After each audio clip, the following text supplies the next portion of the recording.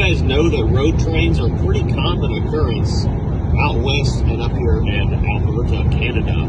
Driving my new to me Scania home, and these truck and trailer combinations are everywhere. These are 53-foot trailers hooked back to back with a truck in the front towing them, of course. So they're over 120 feet long total going down the highway. Pretty cool.